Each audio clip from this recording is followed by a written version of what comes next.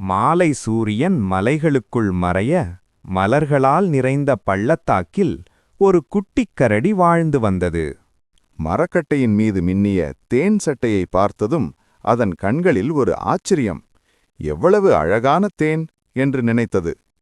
அதே நேரத்தில் வானம் இருண்டது, மேகங்கள் கனிந்தன, புயல் வரப்போகிறதென தேனீகள் பதற்றமடைந்தன.